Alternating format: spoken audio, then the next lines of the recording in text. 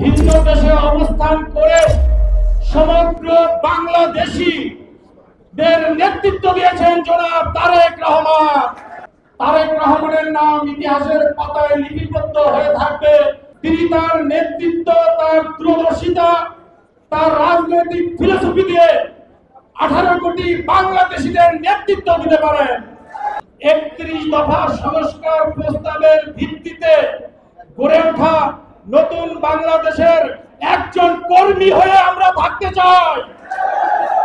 আমি বলতে পারি দক্ষিণ আফ্রিকার নেলসন ম্যান্ডেলা, ইরানের আয়াতুল্লাহ খামেনি, স্পেনের জোসে ম্যানুয়েল গার্সিয়া এবং তিব্বতের দালাই লামা, যারা স্বদেশে না থেকেও তার স্বজাতিকে নেতৃত্ব দিয়েছেন, পরিবর্তনের পথ দেখিয়েছেন।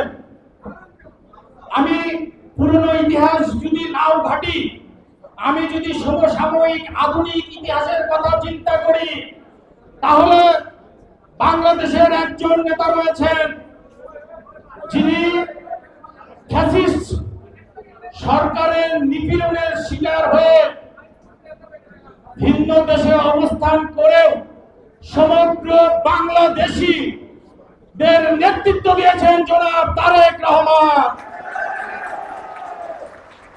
আর কিছুদিন পরেই হয়তো তারেক রহমানের নাম ইতিহাসের পাতায় লিপিবদ্ধ হয়ে থাকবে, যে বহু দূরে অবস্থান করেও তিনি তার নেতৃত্ব, তার দূরদর্শিতা, তার রাজনৈতিক ফিলোসফি দিয়ে 18 কোটি বাংলাদেশীদের নেতৃত্ব দিতে পারেন।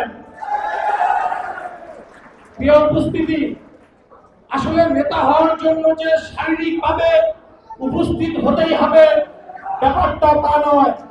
একজন নেতা একটি কাঠের শক্ত চেয়ার সামনে, একটি ছোট্ট মনিটরের সামনে বসেও তার ব্যক্তিত্ব, তার সততা, তার সৎ চিন্তা, তার দূরদর্শিতা দিয়ে বাংলাদেশের গণতন্ত্র পুনরুদ্ধারের আন্দোলন করেছেন। প্রিয় উপস্থিতি, আমাদের অভিভাবক জনাব তারেক রহমানের কারামুক্তি দিবসের আলোচনা হোক এটাই।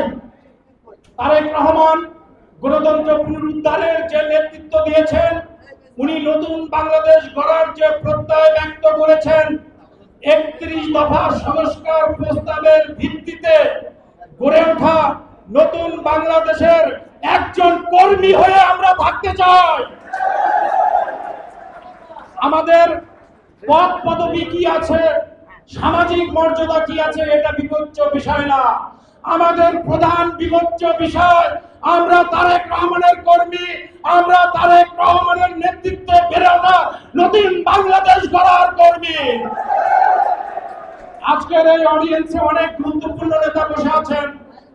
আমাদের প্রিয় নেতা জনাব রুহুল কবির রিজভী আহমেদ, আপনারা জানেন যে 2023 অক্টোবর থেকে ডিসেম্বর পর্যন্ত খুনি হাসিনা বিরোধী আন্দোলনে এই মানুষরা ঢাকার রাজপথের প্রতিটা রাস্তায়, প্রতিটা অলিতে গলিতে ফ্যাসিস্ট হাসিনা বিরোধী আন্দোলন করেছেন।